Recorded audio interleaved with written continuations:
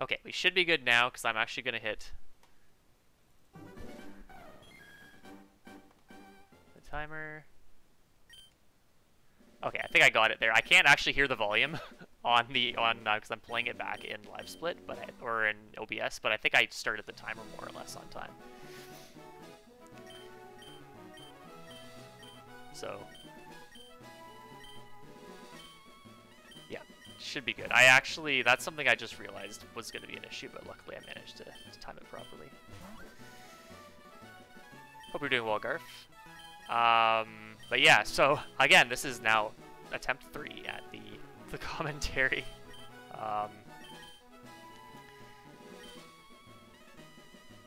This is a ROM hack of Fire Leaf Green.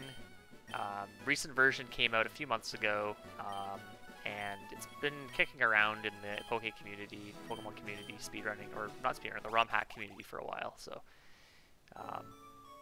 in various incarnations. The main sort of plot element is you're trapped in the body of a Mew and you have to find the time machine in order to separate yourself from Mew. And there's a sort of Celebi that's sort of directing your path, I guess.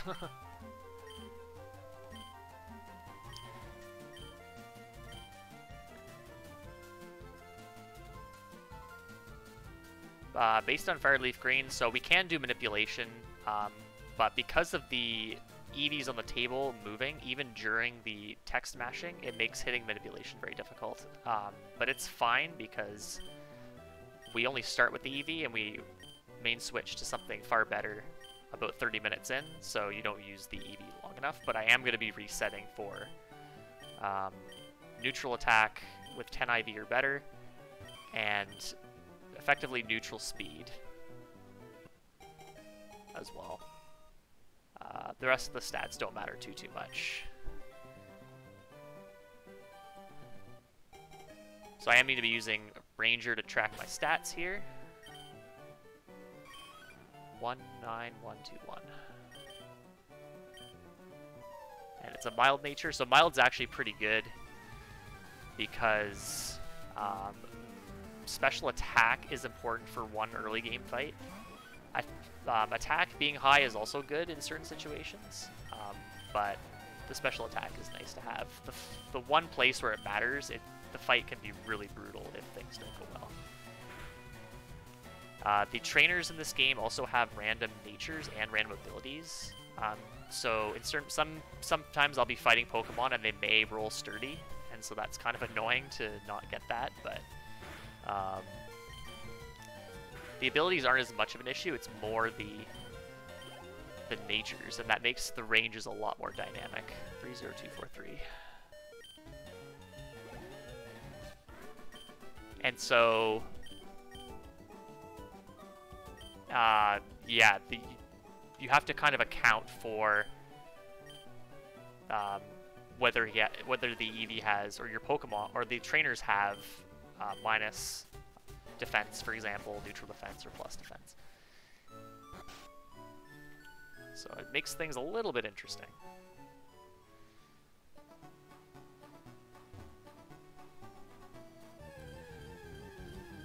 So the game kind of starts off very similar, grabbing the parcel for the professor and returning. I have to KO one Pokemon that gives me 25 experience or more. That Sentret unfortunately does not get me there. It's important to note the EV you get also starts with a Lucky Egg, which means that you get double experience, which means that all level 3s and some of the level 2s you see on Route 1 can be beaten for experience.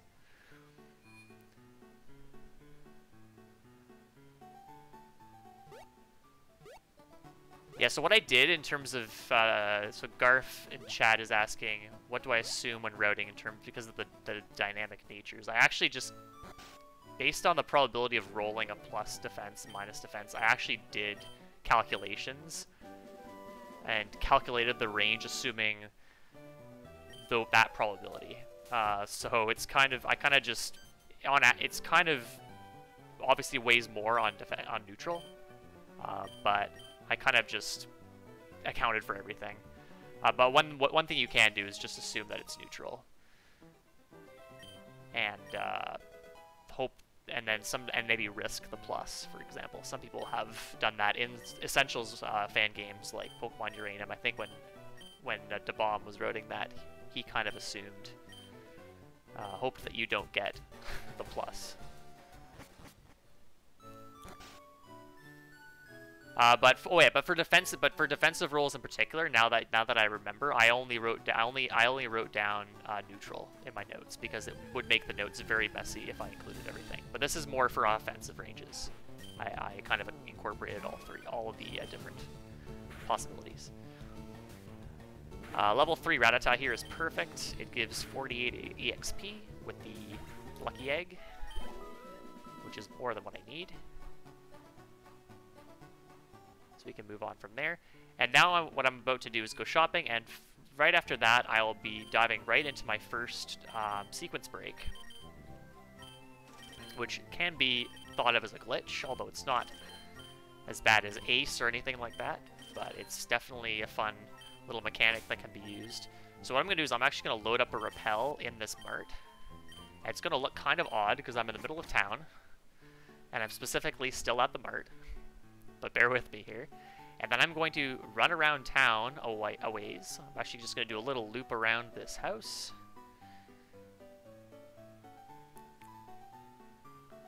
And the repel is going to wear out. And then what you can actually do when you're refreshing a repel, because it allows you to refresh repels without going back into the bag, you can actually move one more tile as you're refreshing the repel.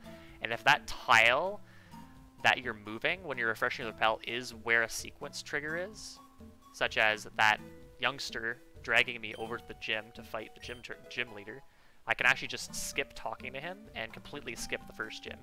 And even though I'm going to be under-leveled here, the gym fight is really bad. There's Pokemon with Sand Attack, there's Pokemon with Cute Charm. It's really brutal. I'm super glad I can skip that. So I'm going to go straight into this bug catcher.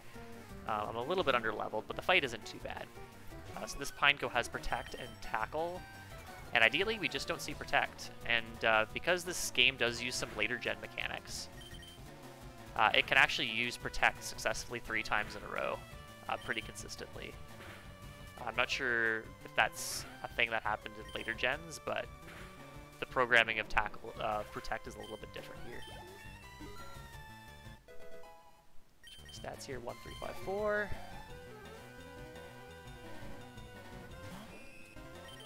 And that was actually a really solid fight. So because I have high attack, I can tail whip once. If I have lower attack, I would use tail whip twice. So that's an extra turn. And the Spinnerack is a 3-turn. It has String Shot and Scary Face as well as Poison Sting. And ideally, you don't want to see Poison Sting. You're always faster after one. Almost always faster after one String Shot. But being -2 speed means you're slower, and getting poisoned here is really bad, which means I have to heal. 5, 2, 4, 7, 5.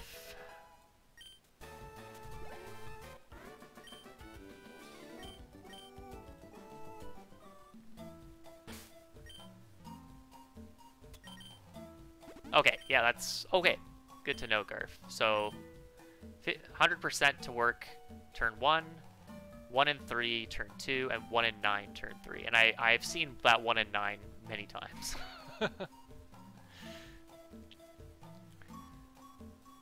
So in this, yeah, not much more to say here other than fighting that bug catcher. I have to YOLO 3 tiles of grass. The encounter mechanics work such that in the first, I think, 6 steps in grass, maybe it's 7 in the forest, I can't remember. You have a 1% chance to get an encounter, and then it's regular encounter rate thereafter, and so you just YOLO 3 tiles there. I have gotten an encounter there before, but it's pretty rare. There are trainers in there with like Pinsir and Scyther, which give a ton of experience with the Lucky Egg, and you can actually get a lot of experience fighting them. And I did look into actually doing that strat to get level up, rather than doing what I am about to do here. But it is not. This ends up being on average a little bit faster. So I grabbed the scooter parts, which is effectively the bike voucher, and then I'm going to head into Mount Andy, which is effectively the Mount Moon of this game. And you've noticed that I have not repelled, and the reason for that, although it's not obvious initially is that almost every Pokemon in here is at the same level as Eevee or higher level. That Paris was level 6, and actually quite a few of these first few encounters that I get in this run end up being lower level. But I do promise that if I did repel, it would not really do much. 3 encounters to this point is pretty awkward. So I entered this little underground area. I grabbed what says is a rare candy, but it's actually 2 rare candies, which is super nice. And the potion I also grabbed in the forest is actually 3 potions, but the text says it's 1. It was interesting checking my inventory and wondering where that extra rare candy came from. It took me a little while to figure that one out, but... And really the name of the game here is kind of just like old school Gen 1 with no RNG manipulation, is you're trying to avoid getting encounters as little as possible just by luck. This has been pretty unlucky so far. I do remember this section was kind of slow for this run. I'm gonna do a trainer skip here using a bag manip. So if you open your bag when the trainer's looking one way, close the bag and then walk past them, it's a safe pass.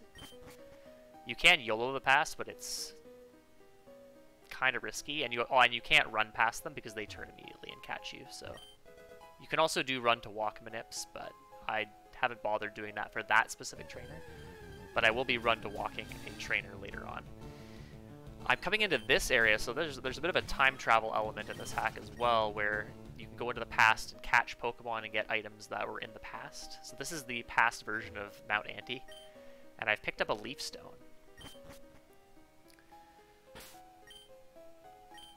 Which will be very, very helpful. I'm just going to pass Mr. Scientist here. I'm going to pause here because depending on whether I get unlucky with an encounter, I can actually hit that trainer if I get unlucky, if the encounter happens right in front of her. So I usually just let her pass me and then move on. If I was low HP leaving the bug catcher fight, I would actually take the heal with the nurse there, but because I only lost 3 HP, it doesn't matter.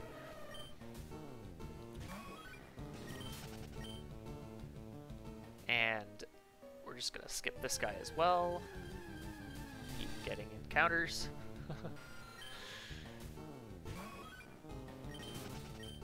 But we're about to evolve Eevee. But first I'm gonna go grab... Okay, there's one more encounter. Just keep him coming. There it is. I'm gonna pick up the Energy Ball TM. Energy Ball is a grass-type move, 90 base power special. And conveniently, I've picked up a Leaf Stone, which does evolve Eevee into Leafeon in this game. So I know Leafeon's a bit of a polarizing Pokemon for some people. It's personally my favorite evolution. And it's actually the best evolution for this next section of the run, the next, I guess, 20 minutes of the run. Because grass just matches up well against a lot of things coming up here, and Leafeon has high attack, high speed, and also takes advantage of some pretty decent physical moves like Covet and Bite, as well as learning Energy Ball here, which even though Leafeon has only 60 base special attack, Energy Ball is a very, very powerful move with the stab bonus as well. So I'm going to be teaching that right away. I'm also going to throw down a Repel. I can still get encounters, obviously, but at this point, it makes sense. I'm going to be to Repel because I'm going to be leveling up because I'm fighting this Hiker here. And knowing Hikers, they like Rock-type Pokemon, and so luckily I've got a good move for them now.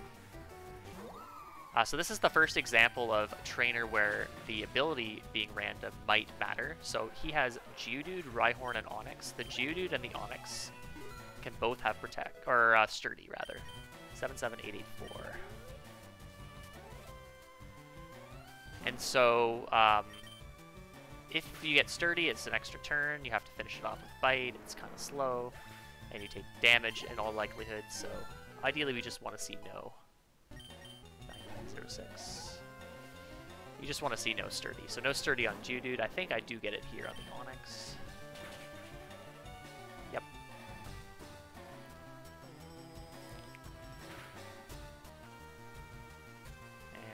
not sure if I heal this off. I think I do, actually. I wasn't planning on healing if I didn't get sturdy, but I do end up healing, I believe. 12018.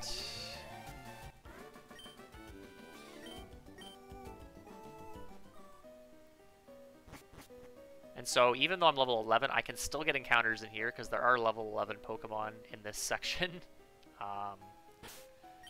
Yeah, I do heal here. Okay, so coming up here is a kind of a weird mechanic. The enemy team, which is Team Tactics, they all fight in double battles, and unlike other Pokemon games, if you only have one Pokemon in your party, sometimes you can't even fight them. They're just like, we won't fight you until you have 2 Pokemon. In some hacks, they fight as singles, but in this hack, in this version of Fireleaf Green, the ROM base, you actually are kind of get a glitched state where your main is doubled. And you have I have 2 Leafeons, which sounds really good, and it is. However, I can't go into the bag and use a potion, or I can't go into the Pokemon menu. If I do, the game crashes. So I have to actually go into this fight without using any items. The exception is if I use an item that isn't used on one of my Pokemon. So specifically, I can't go into the Pokemon menu. I can go into the bag, I just can't go into the Pokemon menu. 4, 5, 3, 3, 1.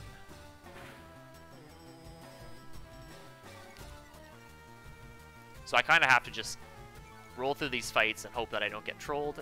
This fight can actually kill you. The Zubat has Leech Life, which is 80 base power, and it's super effective.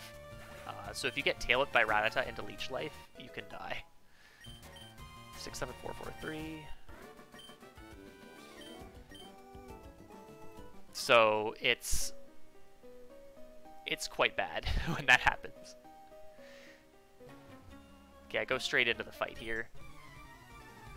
This fight isn't too bad. It can troll a little bit, but I think because I'd gotten all the encounters, I opted to just go into this fight. There's a couple different ways to do this fight. There's a Ditto here, which will transform into Leafeon, and you can actually, if you have high attack and low defense, you can actually get a faster fight, because the Ditto will copy your stats.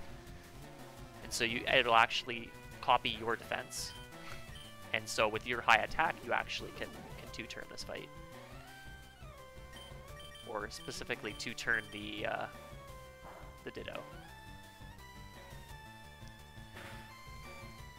I did get a crit here, which is super, super good. That was before the Tail Whip as well, so I actually will get a 2-turn here out of luck, which is kind of funny. HP special attack. So I didn't see That's fine. Not a huge deal. The stats aren't too important, and I've got most of them figured out anyway. So I got a pretty fast fight there, so that's really good. The Leafeon copies your moves, and it's speed tied with you because it has the same speed as you, and if it flinches you, it can get kind of nasty. If it tail whips you as well, things can get kind of gnarly. Take out this Cyndaquil right away because it has Ember and can do a lot of damage. So this fight can troll, but I got a flinch on Magnemite. The Magnemite has Thundershock and Supersonic, and I've been Parafusioned several times.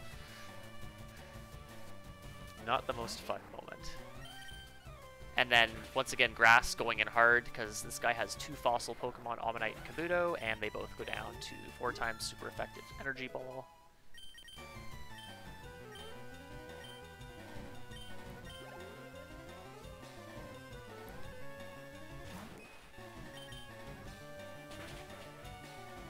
And we'll soon be out of here. And ahead of PB. So I don't know what happened in PB. I think I just had a lot of encounters. So even more than this run. Choice of 2 fossils here. I think it's I can't tell which fossil it is. It's either the Dome or the Helix and the Old Amber. I'm not sure exactly why it's not Helix and Dome. And there's the other fossils lying around here as well, but I'm just going to ignore all of that.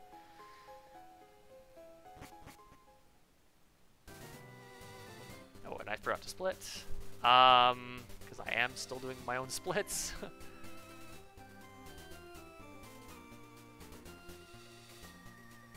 So now we are in Solstice City, which is where the second gym is. Technically, it will be my first gym. This gym I am going to fight. It is the water gym, and I do have a type advantage. But more importantly, this gym allows me to use cut once I beat it, and I do need to use cut in this run. If I didn't need to use cut, I could potentially skip it, but it is a required gym. So this Squirtle can survive an energy ball here, depending on its nature. I think in this run it was... I don't even know what my stats are here, whatever. This runs 16 special attack plus, so that would be a 49% range, taking into account neutral plus special defense and minus special defense on the Squirtle. So generally that translates into, if it's got minus special defense, it's guaranteed to die, and then if it's neutral special defense, it's a pretty decent range. I'm fighting these optionals because I'm going to need some levels for the gym leader. The gym leader is kind of tough, even with the extra levels that I'm getting. So it's pretty important to get some extra experience here.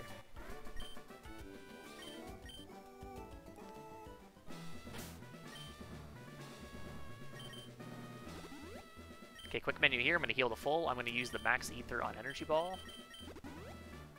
And I'm going to equip the scooter and go into this gym fight. So this is Kitty. She is the water gym leader, effectively Misty. She's got 4 Pokemon. 2 of them are pretty straightforward. The other 2 can be problematic. First up is Wooper, which is an easy KO with Energy Ball. Next up we have Chinchou, and Chinchou is a 2-turn. You can't one-shot it with Energy Ball. It has Thunder Wave. But luckily I get the flinch, and that bite roll looked not great. It might have had a higher roll to plus defense nature. I don't actually have those ranges in my notes because I just use Energy Ball always if the roll is bad. This Feebas is technically 88% to die, but I have missed the range despite being very favorable to actually KO it. So I always just go Energy Ball there. I do have enough Energy Balls to spare. And then Vaporeon here, this is where plus special defense comes in clutch. You generally want to 2-shot it, and that only happens if you get a good roll, if you get 2 good rolls, or if you get a special defense drop, which is what I got here. I actually got a good roll anyway, and I have the high special defense, so it is pretty favorable to die. I'm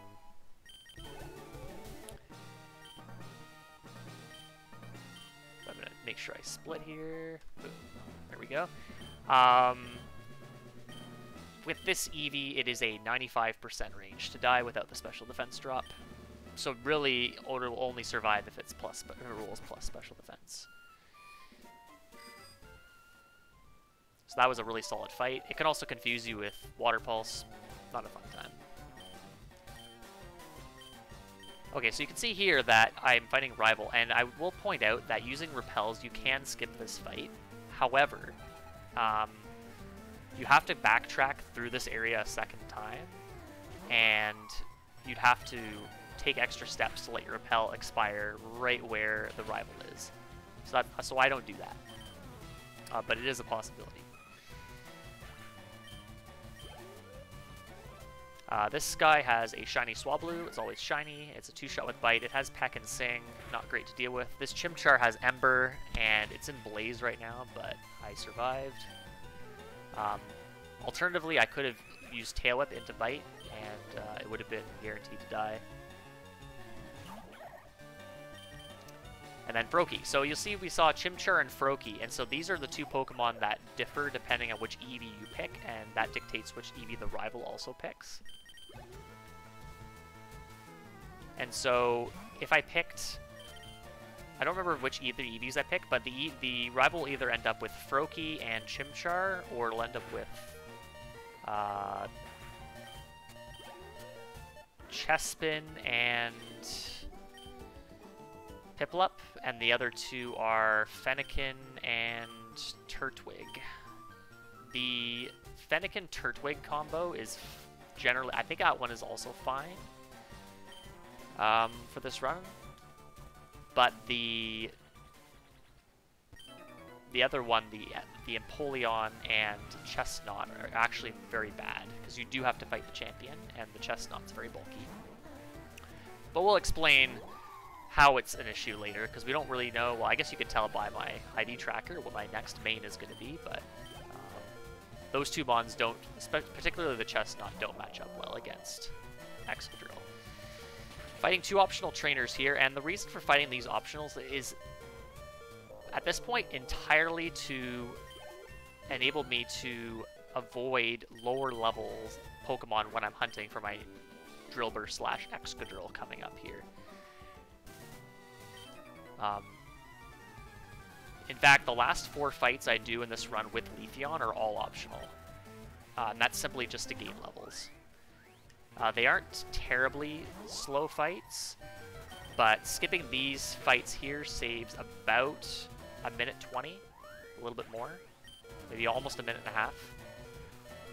And then skipping all of the fights in total saves about 3 minutes and 20 seconds. So possible time save moving forward is to just roll with a level 21 Leafeon and chance getting some higher level some encounters that would ideally otherwise be skipped with repels. I'm kind of foreshadowing what's coming here, but those fights are, we'll say those fights are optional at this point. Gonna go grab the SS ticket here. So this is actually Turo from Scarlet and Violet. He is trapped in the body of a Clefairy. And we don't see Seda in this run, but we do see Seda in Elite Four Round 2, which is the other category, which, like the vanilla game, involves beating the second round of the Elite Four.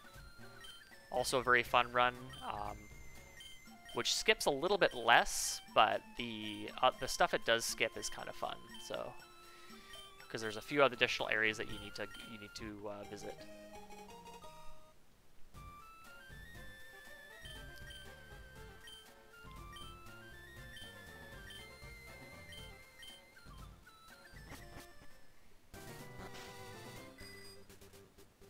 Okay. So now it's time to head over to the, effectively the SS Anne. I think it's called the Titanic in this game. But first I'm going to make a couple detours. I'm going to pick up a rare candy there. Rare candies are pretty important in this run because we do end up skipping quite a bit. And so getting as many candies as possible is pretty important. I'm going to go take a shop here. I'm going to be picking up some repels, 12 of them to be precise, as well as some Moo Milks.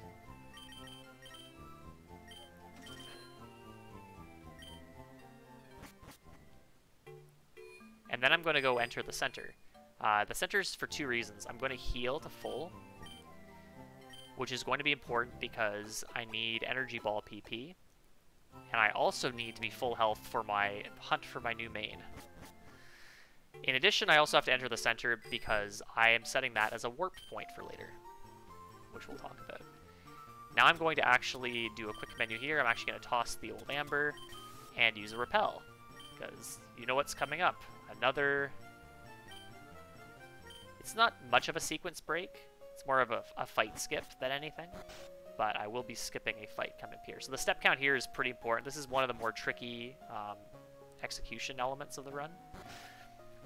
So I've repelled there. I'm actually going to go into here. I'm going to fight this fisherman just to get some levels. He's a very, very straightforward fight.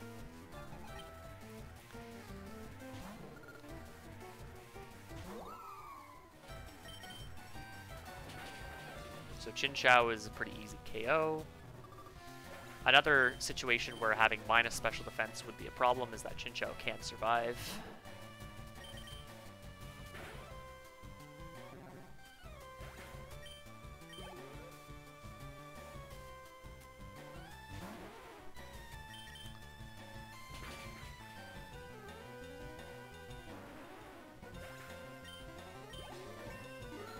So yeah, Lucky Egg goes pretty hard here, getting a lot of experience. I'm gonna not learn Razor Leaf here. Funny, interesting thing about this, about Razor Leaf in this hack is Razor Leaf is a special attack, despite this game using a lot of later gen mechanics. So Razor Leaf really should be physical, but it's not. Not sure why. I'm gonna go fight this guy specifically. I want to avoid the girl. She does not give enough experience. I want to hit level 25, and this guy gives me just enough experience to do that. So each of his mons are two shot.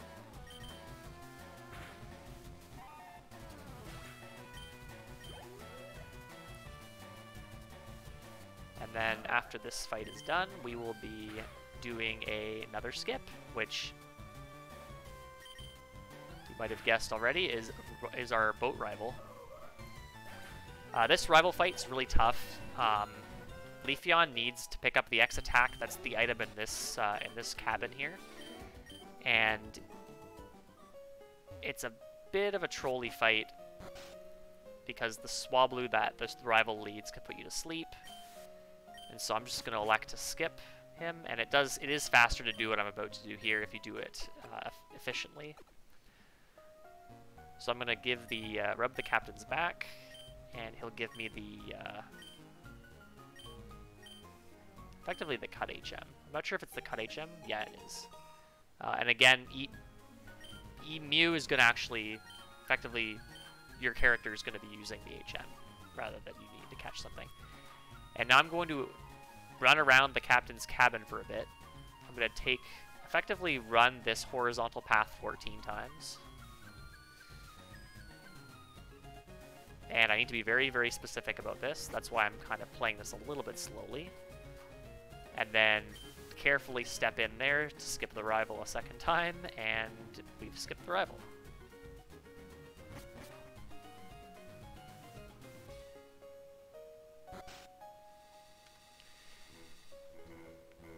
And so compared to my PB, I saved about 45 seconds.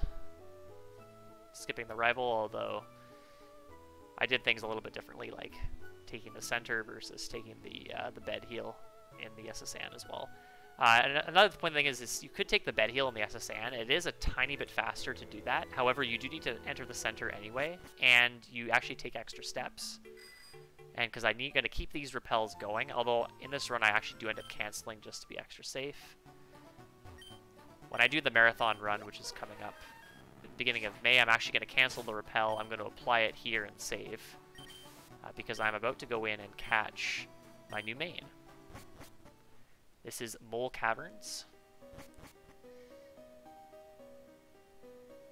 And so I'm going to repel, and I'm going to make my way to the other end of the cave. I do need to get to the other end. And in doing so, on the way, I hope to run into a Drillbur or Excadrill. Excadrill is actually not great to catch because it's very, very difficult to catch and weaken. But Drillbur is far more superior in this case. And so now I'm going to turn frame on the spot. I am repelling everything that's level 24 and under. And I get a Drillbur first try. I've had lots of runs just died and not seeing a Drillbur of the correct level. Specifically, I want a Drillbur that is level 27 or higher. And level 30 is actually the best level you can get, because I can skip a candy later.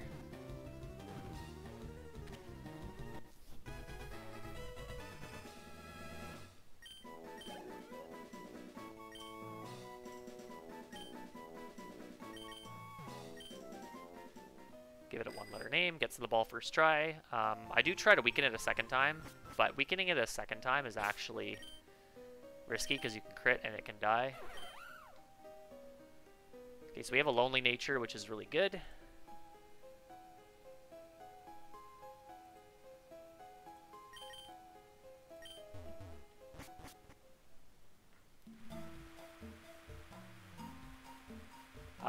For Drillbur specifically, I'm going for neutral attack or better, and if it's minus speed or minus special defense, I want to have effectively like roughly 8 or better speed on minus speed, and 17 or better special defense if minus special defense. But because this Drillbur is lonely, the only requirement is it has an attack IV of roughly 8 or better.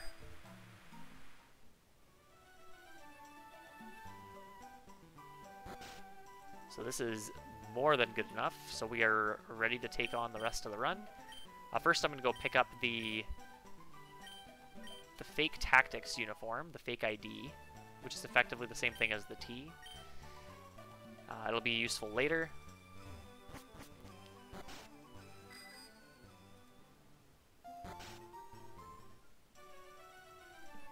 I'm going to go grab the coin case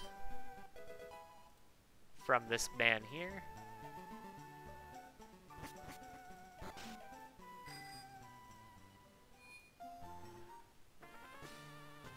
Then I'm going to go into the game corner and pick up 4,000 coins from this lady. Very, very generous. Really, really nice because there is a really good TM up for grabs in the games, in the prizes area here, which is Iron Head. Pretty good move. So now I'm going to do a quick menu. I'm going to candy my Drillbur once.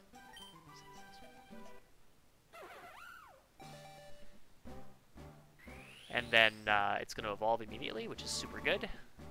If I caught a level 27 Drillbur, it would only get to level 30 because I'd use all 3 candies on it, and I'd have to do the first fight as Drillbur, which is kind of slow.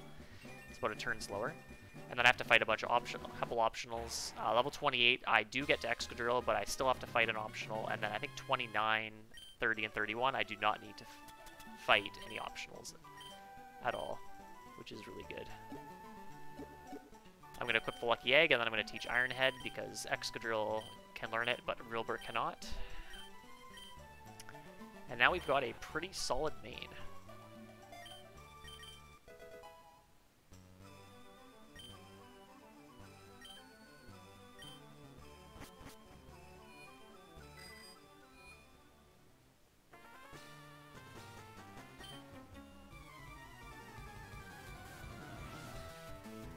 So now we're going to fight the poster grunt, and again this is another double battle, so we're going to have 2 Excadrills, kind of OP. And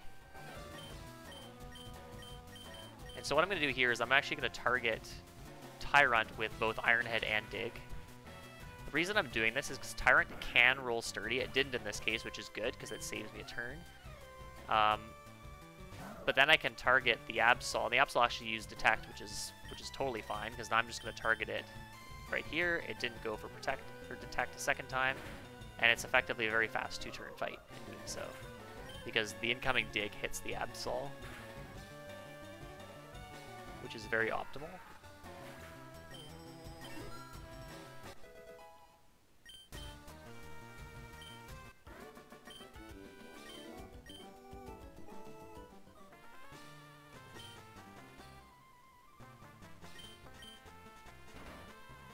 I forgot to split for the mole, so I'll just skip that one. That's fine.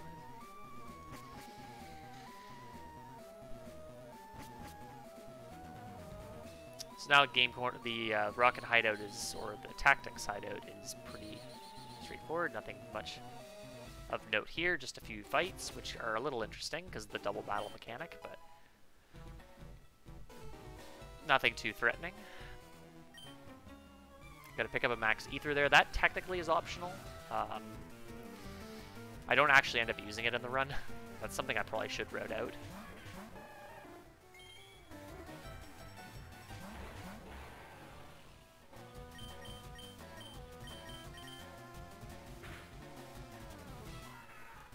This fight is very, very easy. The Squirtle is a damage range if you have neutral attack, so no issues here.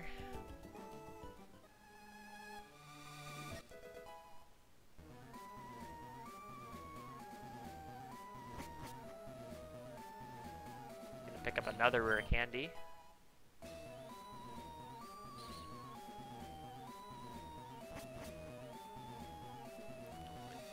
Did play this a little bit tentatively. I'm usually more comfortable with that movement, but no matter.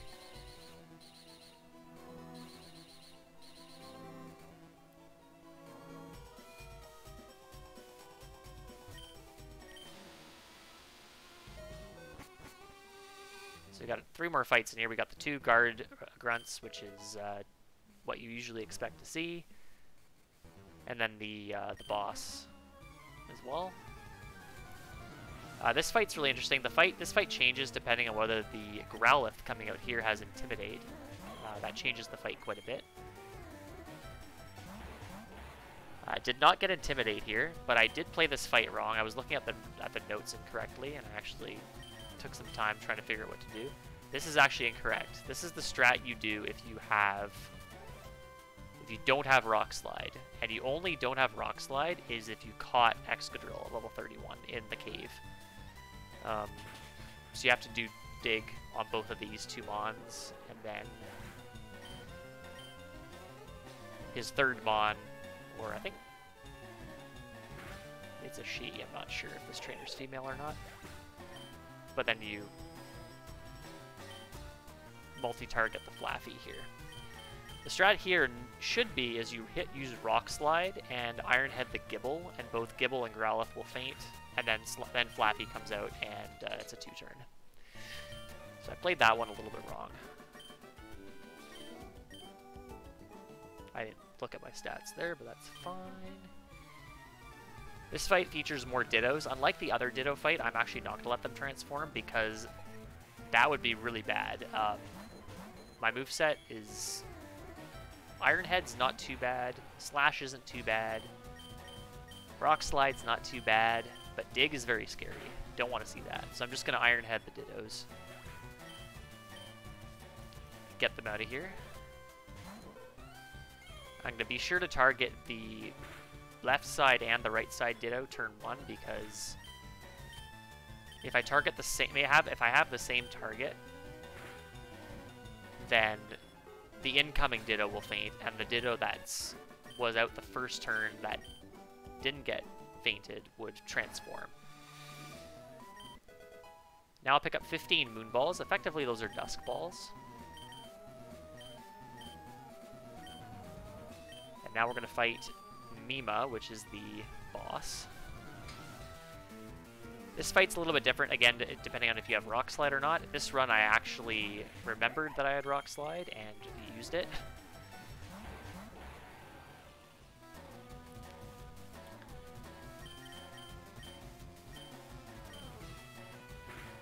And so the idea here is you Iron Head Dino, and then you hit Rock Slide.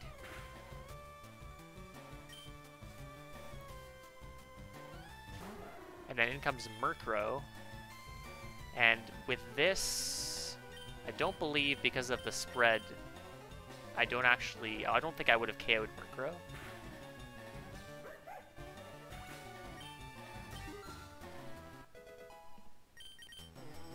So 73 speed there. But I missed Rock Slide, unfortunately. But because now Murkrow's the only mon on the field, Rock Slide's power isn't nerfed, and I can one-shot it. So that's a pretty straightforward fight. Gotta remember to split here.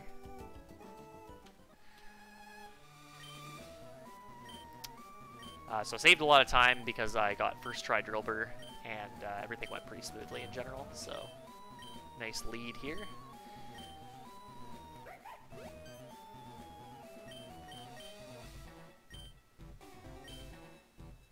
A little bit of an extra cutscene. But I'm going to grab the Sylph Scope, and I'm also going to pick up the other hidden item over here, which is 15 Love Balls.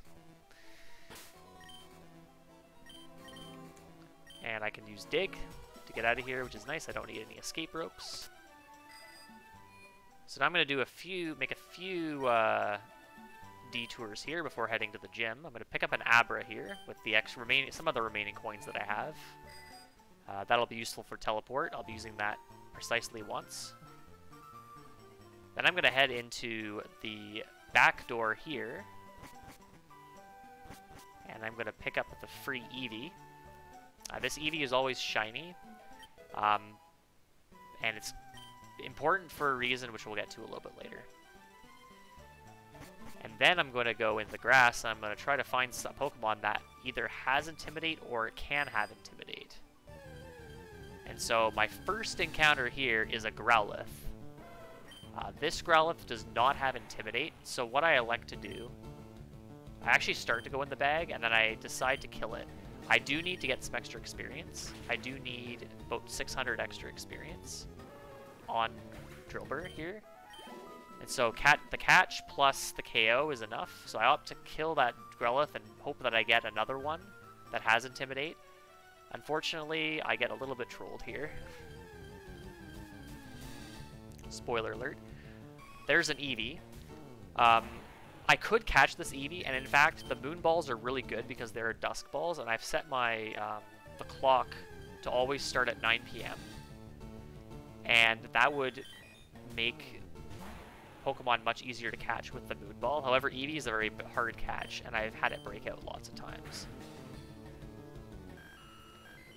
So that's why I pick up the free one. Here I'm forced to KO that Porygon because it had Trace, and my ability is Arena Trap. So that's, I can't run away.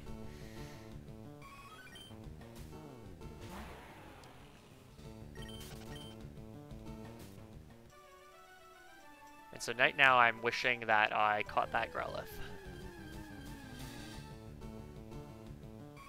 Because what I could have done is I could have caught that Growlithe and then KO'd one of these Eevees, and then I would have been free to go, and I would have saved a minute and a half, maybe.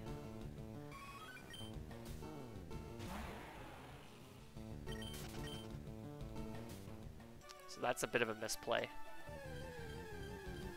If I do more runs of that, I'm definitely gonna remember to do that. Now, I did mention that I need a Pokemon with Intimidate, and the Growlithe that I opted to KO didn't have Intimidate, but I could have caught it. There is a way to change the ability in this game. It does come at a bit of an extra cost, but it's not really that bad. So that's not really a big deal. The Growlithe and the Snubbull, which are the two mons you can get here with Intimidate, they're both 10% to spawn. So here I don't see Intimidate, but I'm not taking any chances. I'm going to catch this Growlithe. And I'm not sure how the catch mechanics work. I'm not exactly sure if the Moon Ball works exactly the same as a Dusk Ball in terms of the same multiplier, but it, in my testing, it has been pretty good at catching Growlithe and Snubbull, and Eevee is very difficult even with the Moon Ball. Okay, so this is my second last shopping trip of the run, and the biggest. So I'm going to sell the remaining Moon Balls, so that the Moon Balls and the Love Balls give me like almost 15k, which is really good money. And I'm also going to sell that Calcium that I picked up, and if you think I'm really slow on my menus there, nope, this is a very laggy mart. Gonna pick up an ability capsule and a choice scarf. The ability capsule is because I do not have Intimidate on Growlithe. Hey, Toyful. Hope you're doing well. Go off to the third floor to pick up TM43, which is X Scissor, a very solid physical bug move. I'm also going to pick up an Ice Stone. If you remember evolving my Eevee into Leafeon earlier, you might have a good idea as to why I bought an Ice Stone. The reason for that is going to be, I'm going to share that in a second. And I'm going to buy some X items here. Some X attacks, X defends, X speeds, and a guard spec. The X defends, I probably buy a few too many. A couple of them are extras for safety, but don't think I need too many of them, actually. Gonna do a quick menu here. I'm gonna heal and teach X Scissor, because it's gonna be pretty helpful for PP management in the next gym.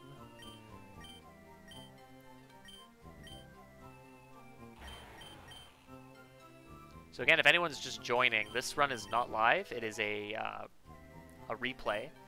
I did this run offline last night, and my LiveSplit crashed entering Victory Road, so I am retiming it and doing commentary. I have updated my LiveSplit, so I'm confident I will not get a crash the second time. If I do, I will be very sad. Entering what should be the fourth gym. I've actually skipped another gym, the electric gym, just by the sheer virtue of not entering it. This gym is a mixed grass and ice gym, and I have pretty good tight matchups against everything. I've got Iron Head and Rock Slide, which are super effective on ice types, and then I also have X Scissor, which is super effective against Bug.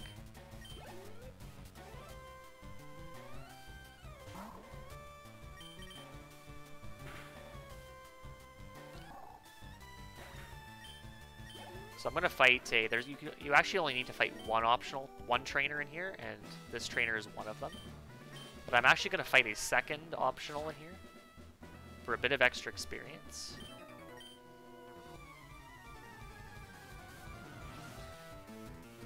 It is possible that I could skip this trainer, but I'm not sure. Like, because I caught a level 30 Drillbur, I might be able to skip this trainer.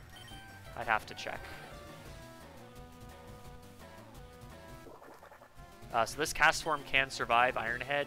It is about 89% to die with this attack, and if it survives, it can use Hail, and it transforms, and it's super slow. Not a fun time. Snorunt, I think I Rock Slided there. I want to save Iron Head PP. I do not want to be using the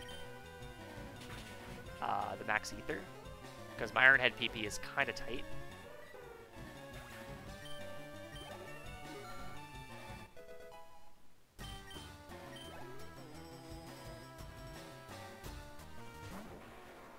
Same thing with the Smoochum. I could Iron Head that, but X Scissor does the job. Same thing with Grovyle. I'm getting a super effective text by using X Scissor, but I want to save Iron Head PP.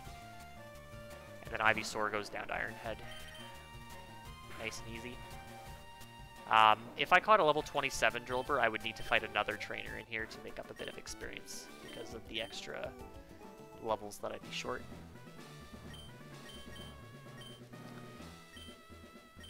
Since I'm full HP and I have enough Iron Heads, I go straight into the Gym Leader, Lechuga.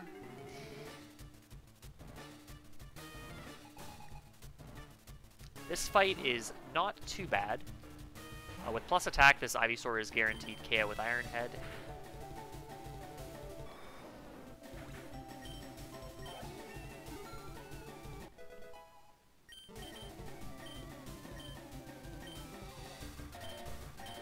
Not gonna learn Swords Dance here. I have X attacks, and I do need all 4 of my moves, so I'm not gonna be getting Swords Dance. Piloswine's an easy KO, and then next up is Leafeon, which is a 2-shot. I cannot one-shot this. It has pretty high defense. So I'm gonna go for Iron Head, hope for the flinch, which I get. And this Leafeon also has an Oran Berry, and because I only have 1 Iron Head left and I need it for the last mon, I'm gonna X Scissor turn 2. For the KO. If I had low attack, I would have to X Scissor in general, just because I wouldn't have enough attack to do Iron Head twice anyway.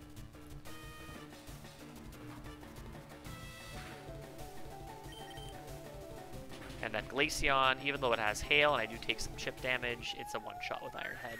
It doesn't have Snow Cloak or anything like that. In fact, it has Snow Warning because it generated Hail.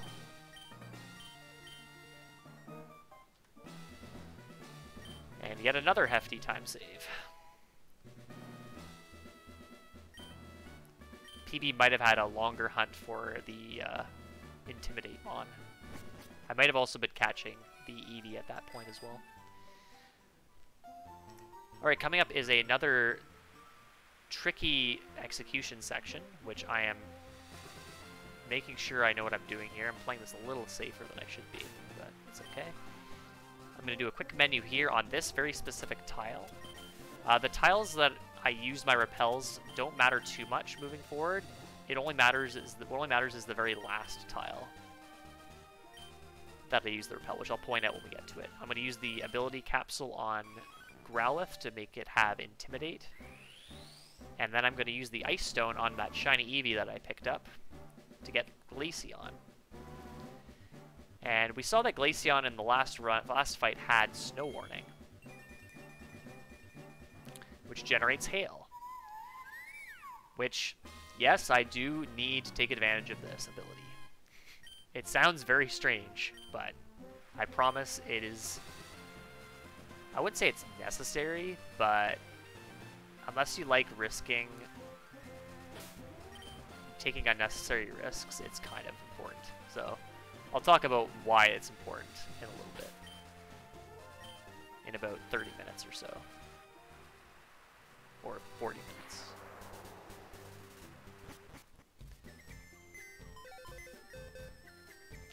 Okay, so my steps are pretty important here. I don't need to be super precise. Again, I just need to make sure that on a very specific tile I use a repel later. So what I'm going to do is I'm going to deposit most of my party except for Abra, and I'm going to box heal Excadrill to restore its PP. And the tiny little bit of health that it lost, which is super important. Then I'm going to head down here. And I'm going to be picking up a few items. So I'm going to pick up this rare candy.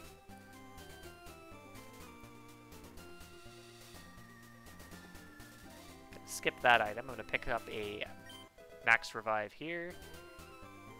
And then I want my repel to run exactly on this tile, and I do not want to be moving as I refresh the repel. I'll pick up with the max elixir, and then that, if I mess up my steps, I need to make sure to put the repel on at that exact spot, because I'm about to do another fight skip.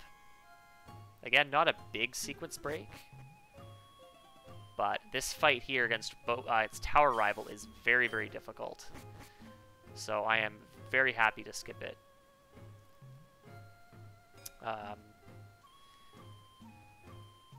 Here I am showing how prepared I am. I had to scroll my notes to check what I was supposed to do. Again, this movement here is not super important, but I do need to waste a lot of extra steps between the rival and here. I want to reapply the repel on that exact tile, move down as I apply the repel again, and that sets me up for yet another sequence break coming up. This fight here, this tower in general was very, very troll. This fight was exceptionally bad. I do need to sacrifice my Abra, so what I do is I switch to Abra here and hope that the Sableye uses either Knockoff or Shadow Sneak. But it used Detect. And so I could just spam Teleport and hope that it attacks, but I decided to throw a ball just to be safe, and turns out that it was a good decision because it went for Detect again. So I threw another ball.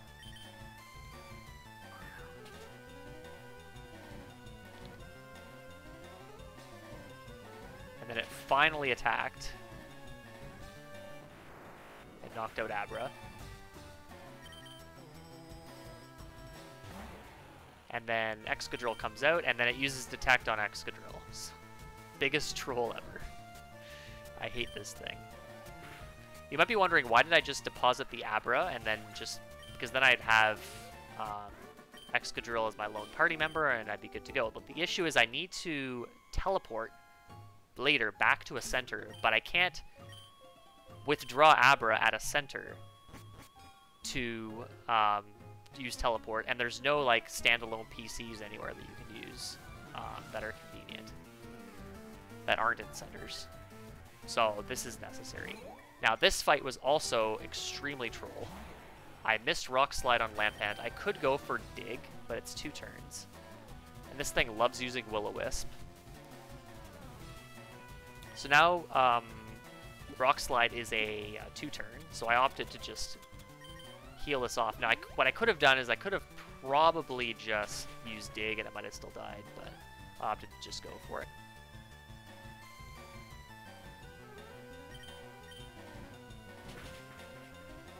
So I ended up just healing and then going from there. Yeah, it does switch you out, Garf. That's the reason why I didn't use it is because I didn't want to switch out in the event that you used Detect. So that's why I did that.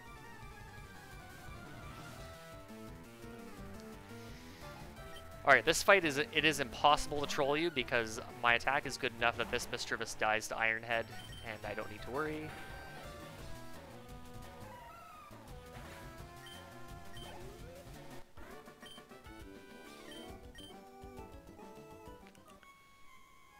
Alright, I'm going to grab this rare candy. And then my repels have been set up perfectly that I skip this ghost fight. And the ghost in this game is a Ditto. And it's level 100. If you send out, like, Glaceon or something, there's some weird interaction where the Ditto just runs away. or the fight, like, ends. But I don't want to have Glaceon in the party because it's slow. It's slower to do the fight and send Glaceon in, and in addition, I'd have to KO Glaceon, so that I'd have 2 Excadrills for this fight, and the other 2 fights in here, which are Team Tactics fights, which go far better if you only have Excadrill in your party. Now, one thing I could do is I'm not sure how the interaction works. Sometimes if you have the Abra in your party and it dies in the double battle, the next double battle might be really glitchy. I don't exactly remember how that interaction works in this section, but this is the reason why I just opt to KO the Abra, get it out of the way. It's really only 1 extra turn for it to die, but anyway. These fights are a little bit interesting. That first one, if you have good speed, you outspeed everything, and it's not a big deal. In that case, I think I outsped. I think the Sneasel always outspeeds, actually. It actually does. The Grovyle can outspeed if you have low speed, but I was okay for that there. This fight here, I went for Rock Slide, which should KO both of these Mons, but I got a miss again on Litwick, but luckily I selected Rock Slide with the other Excadrill, and it hit, so it was still a 1-turn fight, although a tiny bit slower than it otherwise would have been. Alright, this last fight is kind of tricky, and you can actually die to this fight if you get unlucky, so I'm going to heal to full. It's very, very difficult to die, but things can go kind of weird. This fight also has 1 Mon, which is a bit of a troll, but it's not a huge deal. So we have Frogadier and Combuskin here. They both have Sand Attack and Smoke Screen respectively. So what I'm going to do is I'm going to dig Combuskin with one of my Excadrills. Then I'm actually going to use an X item. I'm going to use a Guard Spec. Because I'm not using the Guard Spec on a specific Pokemon, I don't go into the Pokemon menu and the double battle doesn't glitch.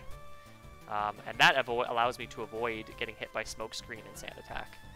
Unfortunately, Frogadier went for Substitute, which means that I can't just go for Dig right away on Frogadier, so I have to X-Scissor it twice, once to break the Substitute and the second time to KO. You can't actually KO it with X-Scissor for full. Although I think with really high attack you can. I'd have to check the ranges on that.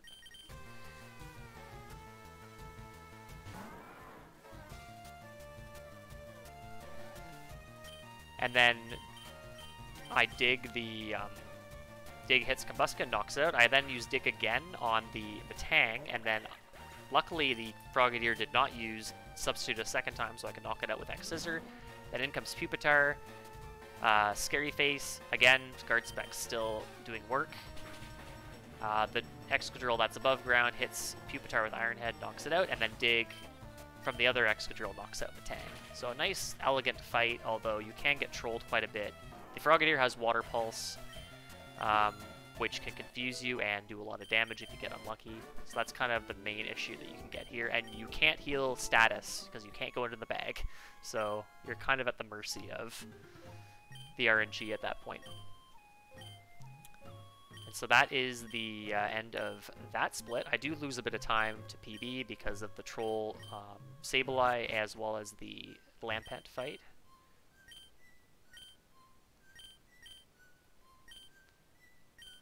And now we have we're collecting the Pan Flute.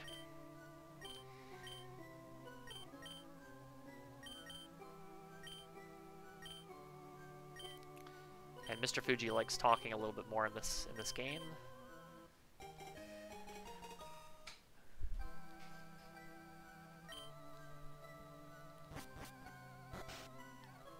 So now I'm going to go shopping. This is my last shopping trip of the run. I'm actually going to go into here and I'm going to buy a few more repels. And then I'm going to go to the lady beside him and I'm actually going to buy a bunch of energy roots. You do see there that you can buy nature mints in this game. And the nature mint changer is in the center above. Now, the problem is I cannot change the nature on my Excadrill because that would involve going into a center. And I would lose my teleport point for later. which was way back in, I think, in Andromeda City, where I got the where the SS Anne was, or the boat was. And I don't have Fly because I skipped that gym, so it's unfortunate you can't do the Nature Mint. Otherwise, I just put Adamant on Excadrill or something, but it's kind of unfortunate. Running from Snorlax, I could KO it for experience, but it is a 2-turn, not really worth it. And now we're just going to make our way to the next couple towns. We're going to pass through the Saffron town, which is not called Saffron. It's called Stellar City, I think. I'm going to skip this spinner, do a couple passes. This is where the Tactics ID comes in. I don't think I've done it in any actual runs, but I've actually, while testing stuff, I've forgotten the ID, and then I have to go all the way back to get it, and it messes up my repel steps, because I'm trying to figure out how many repels I need for the run. We're not going to be spending too long in this town, because we don't need to go to Sylph, and we don't need to get the gym badge here, so we're just going to blaze right through. And in this area, I'm playing a little bit tentatively, because there are 2 spinners, which you can just kind of dance around them. There is a optional bug catcher off to the left there, which is the optional you'd fight if you caught a lower level Drillbur to make up experience. Because I caught a level 30 Drillbur, I don't have to worry about that. Picking up a rare candy and getting on out of here. Into the Safari Zone. Interesting fact is you can actually do a repel skip to skip the Safari Zone. However, the problem is, because you're skipping the getting Safari Balls, and you don't actually get the sort of countdown of 600 steps or whatever it is until you get kicked out. So you actually have to manually walk out of the Safari Zone. And but if you had Fly, you could just fly out. Now, an obvious advantage of that is you actually can use your own Pokeballs on the Safari Zone mons, which means you're not subject to the dumb running mechanics and bait and rocks and all that stuff that you normally would have to do in Safari Zone. But we don't need to catch anything here. We're just going to get through here, grabbing a couple items on the way. Full Restore, Protein. And then I want to make sure not to use any more repels from here, because I'm going to need to set up a repel at a very specific point later. Gold Teeth, and then this Revive is also useful as well, although I actually don't end up using it. I should say I don't end up needing it in this run, because it's... because I do get a little bit lucky later on. Spoiler alert.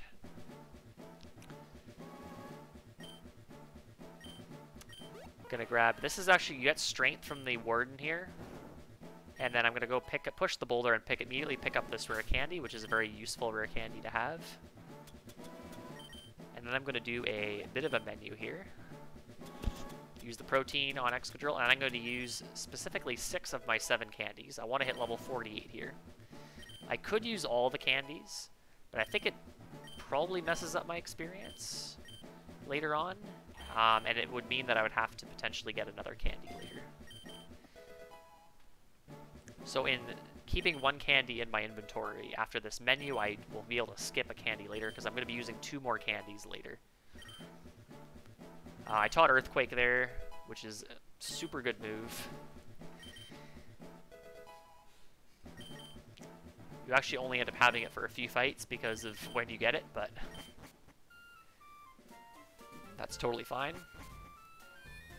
And so now we're about to go get our 3rd badge. Yes, only 3 badges so far. We've gotten the water gem, which allowed us to use Cut. And then we grabbed the Grass Ice badge, which is actually called the Veggie badge, which allows us to use Strength. And then finally, we're going to grab Surf from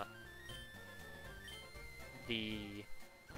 I guess this guy is effectively the prize guy in Safari Zone. He's been moved out here, and we have to push boulders to get to him. But he gives us Surf, and so in order to use Surf, I have to beat this gym. Little run to walk there, and we're going to go fight the Fairy Gym. And we have a pretty good type matchup here as well, being Steel type.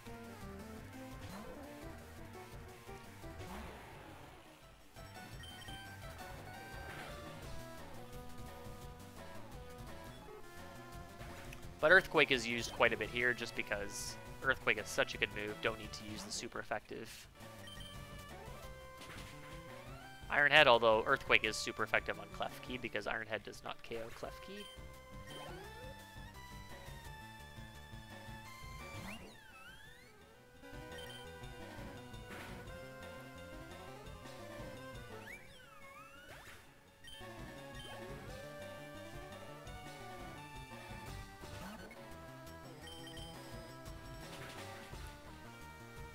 And of course we need to Iron Head Togetic because it's flying type, so cannot use Earthquake.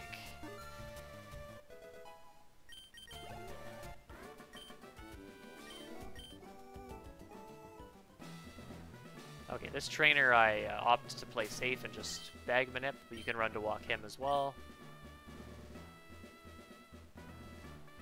And now we are about to fight the third gym leader that we fight in the run. And this is Alex, and this will be actually the first time I use well, technically the second time I use an X item, because I used a guard spec either, but I will be using an X attack here. So this Mawile can have Intimidate. If it has Intimidate, that changes the fight a little bit, but it did not have Intimidate.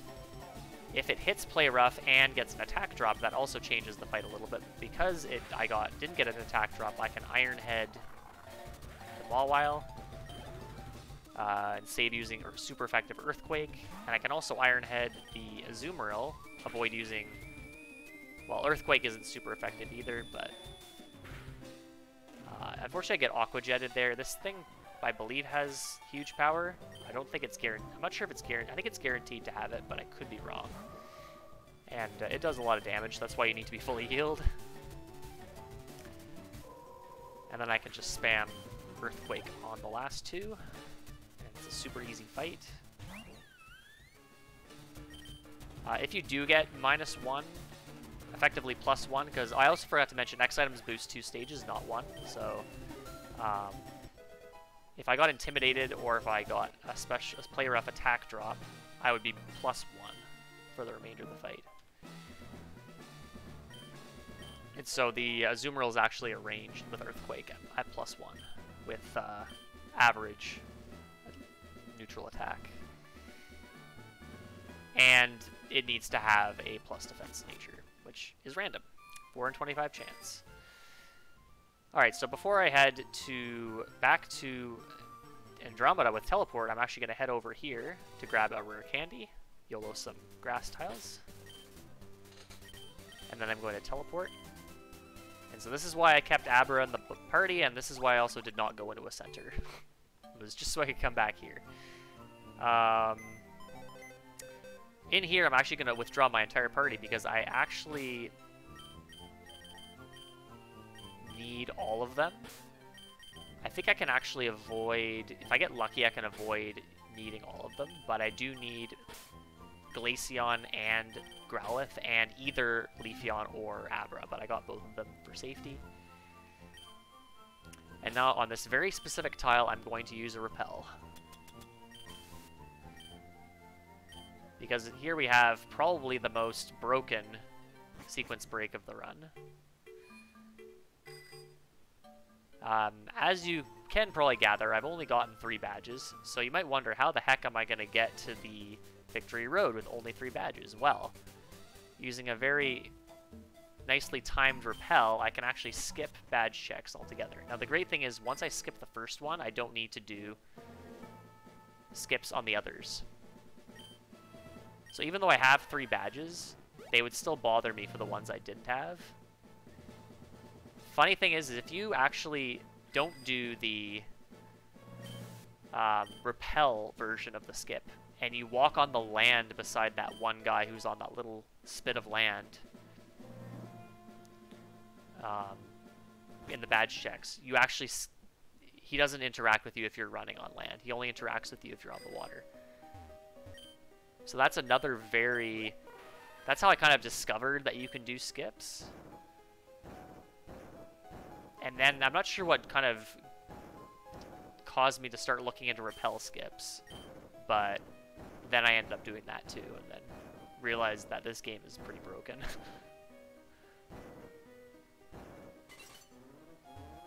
Okay, so if I had If I didn't have that extra rare candy in my inventory, I would pick up the rare candy in this room, but I can just skip that. And now we have a trainer who's not normally... in this run, or in the vanilla game, I should say. And this trainer is really hard, because I'm only level 49? Although I should be candying here. I actually messed up a bit. I saved and realized as I was saving that I should have used these 2 rare candies on my Excadrill to 52. This guy's Pokemon are all higher level, and they're all pretty good. I've also swapped Growlithe to the top, and this is the first of 2 circumstances, possibly 3, where Intimidate's very important. So what I'm going to do is I'm going to Intimidate this Dugtrio. This Dugtrio always outspeeds. If I was higher level, I might be able to outspeed it with good, with like a plus speed nature or something, but... Intimidate to lower its attack, and then what I do is I use an X speed, turn 1 here.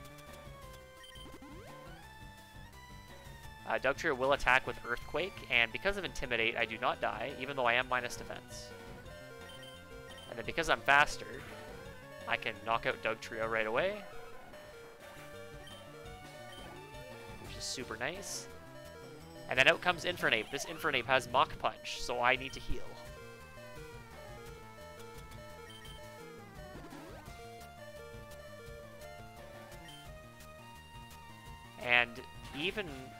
And because my defense is so low, it actually does almost half with Mach Punch, so that's pretty scary. But it doesn't go for it again, and I can knock it out with Earthquake because I'm faster. And then Lucario comes out, and I believe Lucario has a good fighting type move as well, so I can't heal. So I just go for the kill here.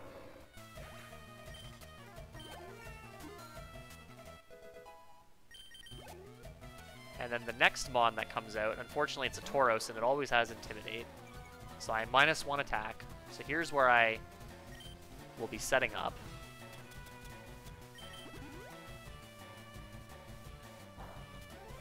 And I got Thrash. So Thrash now, I actually messed up here. This was a mistake. Because it used Thrash, and because I'm +1. Actually, no, I think I did this correctly. No, I did this correctly. I healed because the Thrash would kill. And then I think my notes are wrong because I should be Earthquaking here. So what I probably should have done is I should have not used... should have not healed there, and I should have just gone for Earthquake, because Earthquake would have knocked it out. So that was a bit of... that was like 2 extra turns. Because my notes were wrong. Toxicroak always uses Fake Out, but it's an easy one-shot. And that's Pearl Down. It's sort of the gatekeeper before the Elite Four. And if you thought that fight was hard, you haven't seen anything yet, because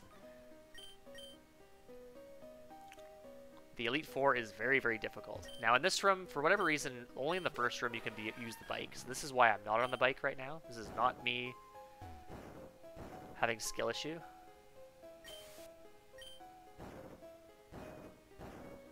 Yeah, he has his own split because this fight I can die to it. Like, I think in PB I died.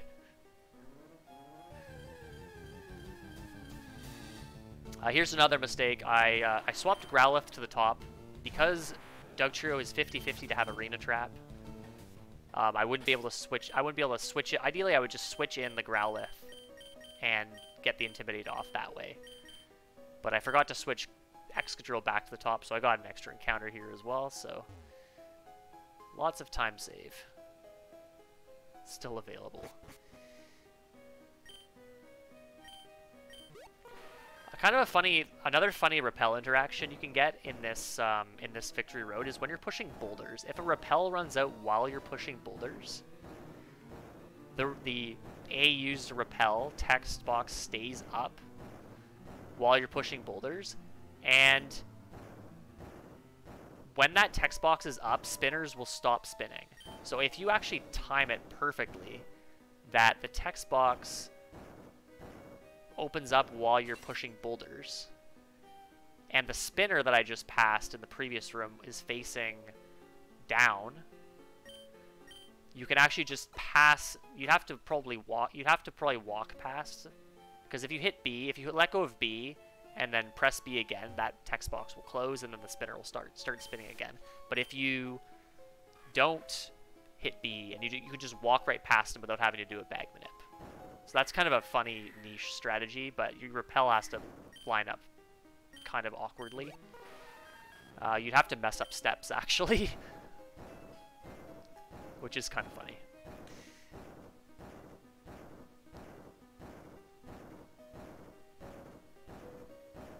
Okay, I'm gonna skip this split. And then we have a little bit of a trainer gauntlet here that I have to slowly navigate my way around here.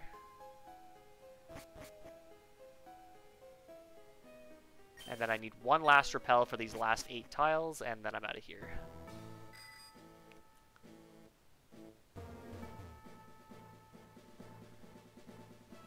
And we are into into the Elite Four, and I also took the heal with the nurse in Victory Road, so I do not need to take the center or box heal or anything like that. And Hilda there, she does not check my badges properly because I only have 3 of them, but she still lets me in to fight the Elite Four, so hooray. Alright, so this is the worst fight in the game. This is Jade. She is effectively Lorelei. And she has a really nasty team. So she leads a Alolan Ninetales. This Ninetales always outspeeds. It is 50-50 to have Cute Charm or Snow Warning. And if I get a freeze, it's a death, because I could heal with a full restore, but then she outspeeds, so I can't actually kill her. So that's a reset.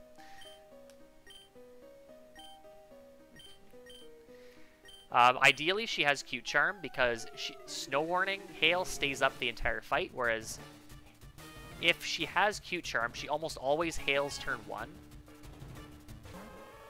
And you'll see here, there's not a little sort of delay there. Well, that is a delay, never mind. Maybe it was the previous fight that she didn't have thing, but here she just crits Blizzard, so that's another reset. I think the first attempt in this run she didn't have Snow Warning, so usually when she doesn't have Snow Warning she uses Hail, but that time she didn't, and that's actually good, but she froze me, so that was a reset. As you can see by my PB splits, I suffered quite a bit in my PB as well, my previous PB. So I died 3 or 4 times in my previous PB, and much, much later in the fight. So the resets were much, much slower. So ideally what you do here is you don't get crit, don't get frozen, and hit the Iron Head, and it's always a KO, so down it goes. Alright, so next up is the Mon we're going to be setting up on. However, I need to do a little bit of cheese first. This Cloyster has Aqua Tail. It hits pretty hard. So I'm going to swap in Growlithe for Intimidate. And then ideally Cloyster misses here. Aqua Tail is 10% to miss, I think. Yeah, I think it's 90% accurate. And then I'm going to swap in my Abra just to heal my Excadrill. If it missed Aqua Tail, I could just heal and not sacrifice Abra, which is a little bit faster.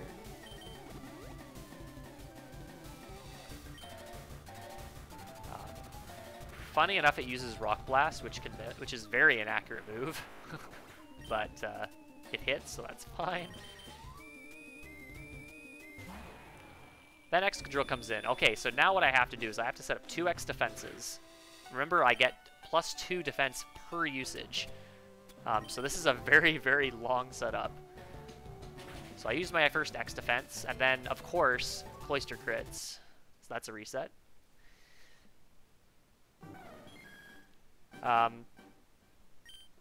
In most cases, so worst case scenario, you're giving the Cloister 1, 2, 3, 4, 5, 6, 7, 8 or 9 turns, because you heal it 1 or 2 times as well.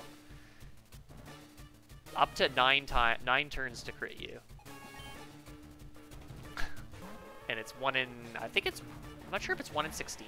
I know in later gens it's 1 in 24. I'm not sure if that mechanic carried over to this hack. I can't recall. Alright, so another dance with Ninetales, and it didn't freeze me or crit me, and I KO'd, so that's fine. I do have Hail, right? Yeah.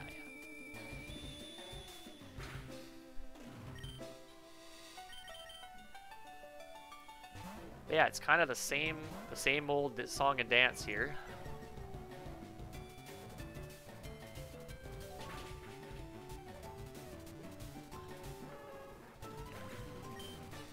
Get Intimidate off, sacrificed Growlithe, and then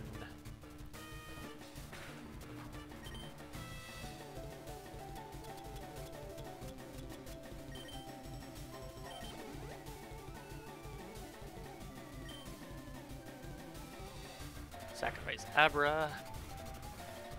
Okay. So now we get another shot at setting up here.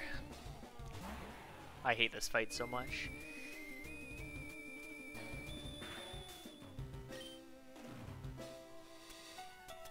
The issue with Cloister is that you can't really like 2-turn it because it would just KO you, and also it's got really high defense, so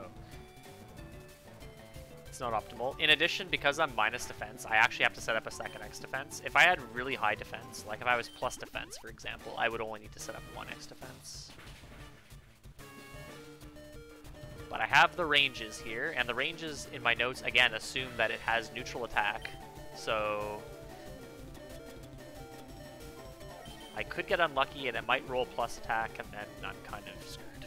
So that is the nature of this game. Interestingly, I get Icicle Spear there, which hits 3 times, which is not the worst thing in the world, but it's a little bit less damage than I would have taken otherwise, so that's kind of an interesting interaction. Okay, so I get my 2x defenses off. I set up an X speed because I want to outspeed. She has 1 Mon, I think, that can outspeed. Maybe 2. I don't remember. I know the Ninetales outspeeds, so that doesn't really count. And then I want to get off 2 or 3x attacks. This X control, because it's plus attack, can make do with 2x attacks. So I'm going to use the first X attack. I'm going to use Iron Head once. I do need +4 for her next Mon. And I do need to heal again because I was like looking at my ranges here, and I realized that even though I can survive, it was arranged to die at 58. The hail would have finished me off, so had to heal one more time. And then I have to set up one last time, so this is the very, very last turn that this Cloister can crit me, and it does not. And I have enough HP to survive hail for the rest of the fight, and I can just go ahead and finish it off.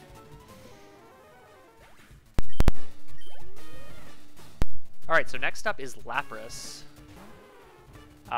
Because I'm +4, it is a damage range. Accounting for it having neutral, minus defense, and plus defense, it's 94% to die. So that is 14, 13, 12. That's about a 10 and 16 to die if it has plus defense. Guaranteed otherwise. So, got that.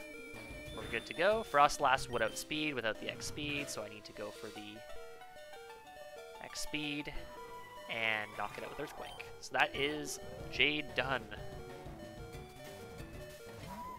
Oh no, she still has Glaceon.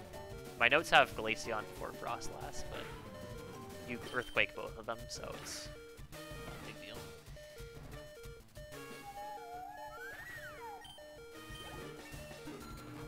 And so that is, even with the 3 deaths, I'm still saving more time on my PB because the deaths in my PB were deeper into the fight. So...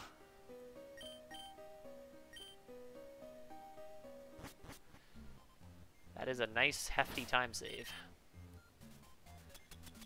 Alright, so the next gym, or Elite Four member, rather, is DJ Pacman. He is on the SS Anne, I believe. He's a trainer you can fight on the SS Anne, but he returns here. Or the Titanic 2, that is the name of the boat. And he's packing steel types, which you think would be really, really good because I have Earthquake. Well, he has 3 Pokemon that each have a 50-50% chance of having Sturdy. It's really bad.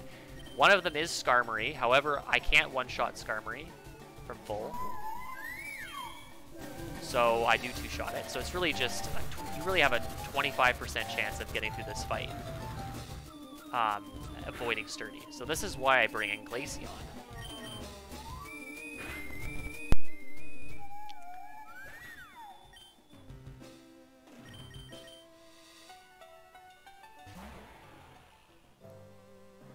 Unfortunately, Skarmory used spikes as well. That's a little bit annoying because I took a little bit of extra damage, but it's not a huge deal. This fight's kind of tricky. So you want a 2-shot, and you want to set up to +4, but based on the amount of hail ticks that the Skarmory takes, in addition to the fact that it can get defense boosts from Steel Wing, this fight can get very, very weird. So what I'm going to do is I'm going to X-Speed because he has an Excadrill as well, which outspeeds. And get 2 X attacks off. And then heal probably at some point as well, because I'm going to get pretty low. Because the hail is just going to be running the whole fight, because again, this is Snow Warning, so it's going to be active the entire fight. It never will expire, which is very good it doesn't, because I need this hail to persist through the entire fight, all the way to the end. Because his last Pokemon is one of the Sturdy Mons.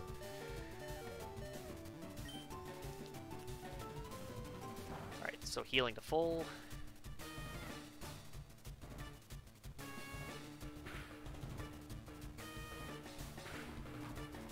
In addition, he also... okay, so this is interesting, because I don't think Rock Slide would have killed. And although I got the flinch... the Skarmory heals.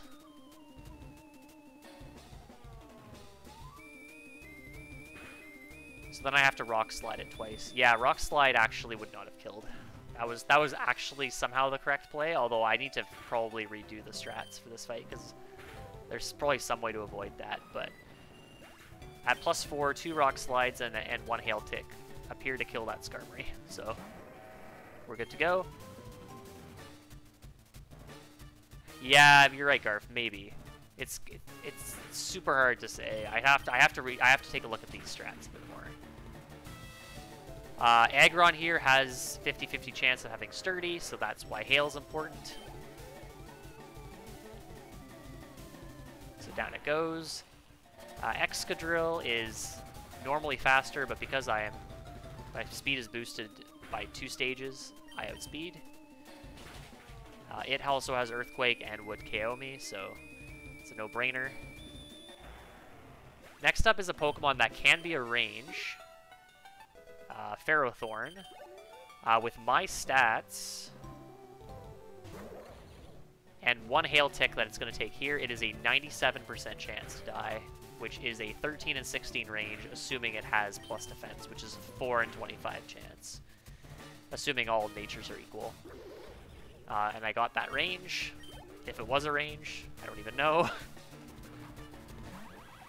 And then lastly, Magnezone is also a mon that can have Sturdy, and it's going to take a tick of Hail and easily drop to Earthquake otherwise.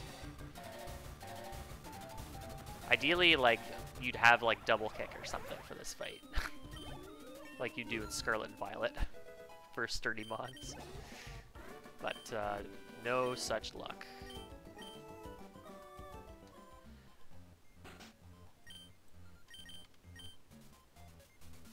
Alright. So that's 2 annoying fights down. Now this is the easiest E4 member. And I do save here, which is a misplay. I think it's actually impossible to die, although I am minus defense, so it is possibly correct to save here. I don't actually know. But my notes say not to save, so I assume that was just a mistake. But I really just wanted to finish a run, and I knew I was on pretty good pace, so... That's true, I could misplay. It is possible to misplay here. So Ashley here is the dark type E4 member. She leads Sableye, which has Fake Out, Knockoff, and Shadow Claw. It has, I believe it has, it's either holding I don't think it's holding an item that boosts its crit chance, but it seems to crit a lot with Shadow Claw. When I was using a different main initially, I think I was trying to use like Flareon or something initially when I was routing this. This is before all the skips. This thing would crit a lot. And I actually would have died to crit there. So, yeah, maybe saving was correct. But yeah, X speed, X attack twice, and then I can just KO everything easily here. Nothing has priority, so I don't have to worry about that. And I also don't take sandstorm damage as well.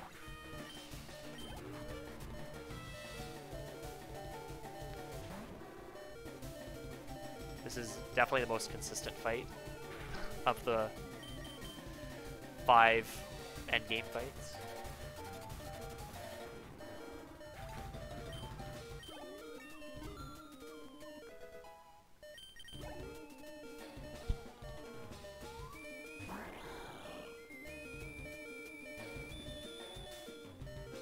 Now it is obviously slow to see Sandstream, but that's because the Tyranitar has it. I can't do anything about that. Greninja, I could Earthquake it, but I opted to just stay on X-Scissor because I'm going to be X-Scissoring the last Mon as well, so it doesn't really matter. Hello, Shiny Umbreon.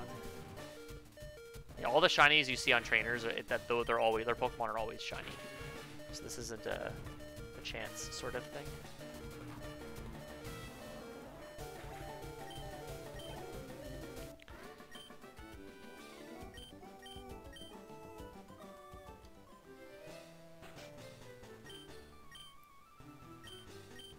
Okay, 2 fights to go. This fight is a little bit awkward. This is I think the only fight in the run where the Pokemon order that comes out changes the fight dramatically. So she always leads Chandelure and then Excadrill, and then she either will send out Lilligant or Snorlax. So what I'm going to do is I'm going to heal to full. I'm going to use a Max Elixir. I'm going to revive my Growlithe, which is my Intimidate Mon. And I'm also going to revive, excuse me, my Abra.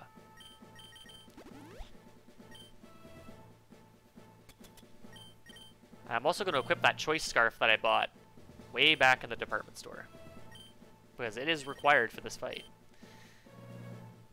And then I'm going to save, because this fight can go very, very interestingly. So she leads Chandelure and Excadrill. Both of those Mons outspeed you without the Choice Scarf, so you absolutely need the Choice Scarf. You can't set up on either of them because the Chandelure just KOs you with Heat Wave. The Excadrill KOs you with Earthquake. So there's really there's no way to like intimidate the Chandelure or anything like that because it's using special attacks. So the Choice Scarf is really the only option here. Unfortunately, that means I'm locked into Earthquake, which, if Lilligant comes out third, that is a problem. Because what I have to do... Well, I'll talk about what happens when we get there. The Chandelure is also a range. It was actually 98% to die with this attack. And this Excadrill is 99% to die. So I did have a couple of very, very favorable ranges there. Now, next up, very luckily, I see Snorlax, which means I do not need to swap because I can just set up on the Snorlax and spam Earthquake. So I'm going to do X defense first because Crunch hits pretty hard otherwise, and also if defense drops, it can be a problem. So I'm kind of on pins and needles here, hoping that it doesn't. And I could have healed here, but I opted to risk it for the biscuit and go for that third X attack, and I did not get crit. And I can sweep. So what happens if Lilligant comes out second is I have to swap out, because I can't really set up to +6 on Lilligant because it has Petal Dance, which does a lot of damage.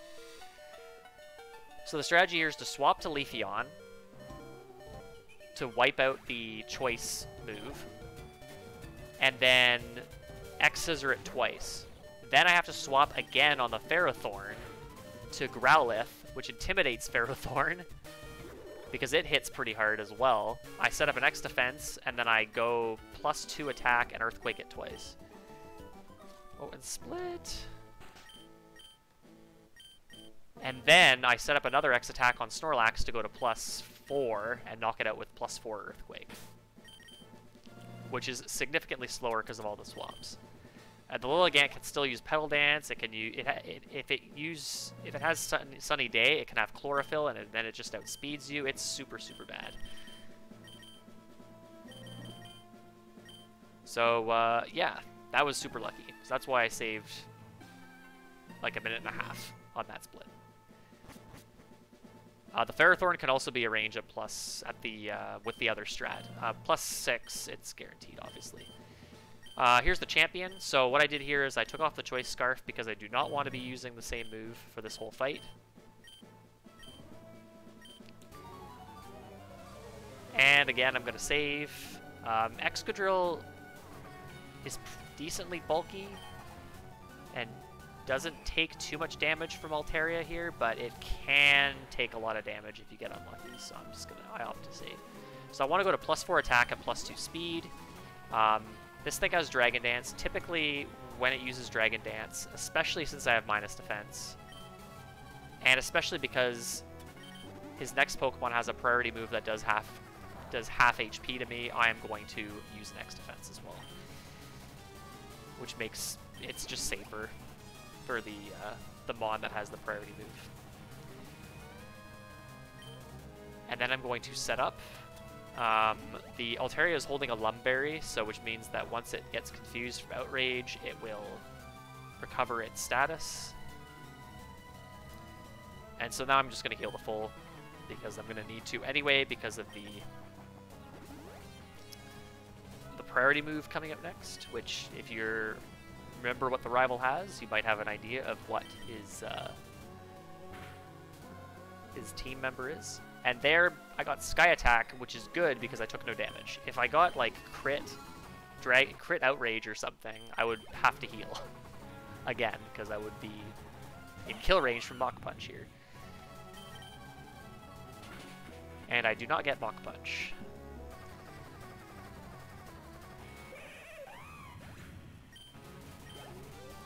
That Altaria can also be a range if you have neutral attack, but it's fine for me because I have plus attack. Any other damage ranges here? Nope. Everything is pretty clean. And yeah, that's pretty much it. I'm gonna just KO everything else. So he's got Greninja and Infernape, which are two pretty fast Mons, but also very frail, so they drop to 2 hits at +2. If you had the Chestnut and Polion combo, you can't KO Chestnut with anything. You'd have to do some weird, pick up some sort of flying. I don't even know if you can learn Aerial Ace or something, but you'd have to do some weird shenanigans for that. That wouldn't really work. And then Delphox, Torterra, you'd have to... I don't know if... Torterra might be weak to X-Scissor, so that might also work. But... So I think Torterra's Rock Grass? I don't think it's Ground. I could be completely wrong. And there's Shiny Espeon, everybody's favorite Shiny.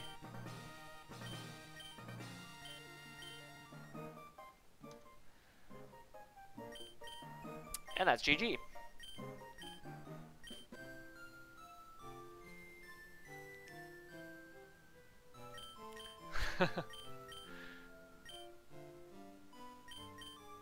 And yeah, that's it for the run.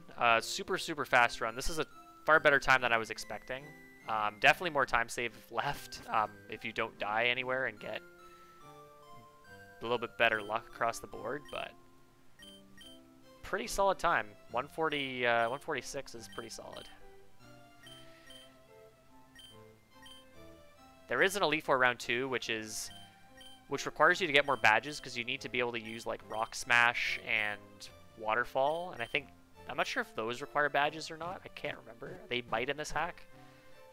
So and you need Fly as well, so you have to get a few more badges. I think you get 6 badges in E4 round 2. But the any percent run is super cool. It's just a really, really fast run, but very, very volatile. There's so many places you can die.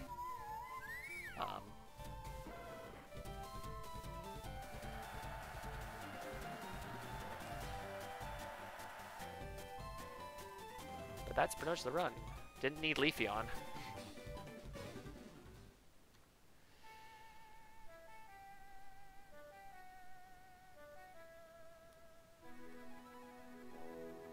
Thank you for the GGs. Again, anyone who's just joining, this is not live. I am commentating over an offline run, which LiveSplit crashed on, so this run was done last night.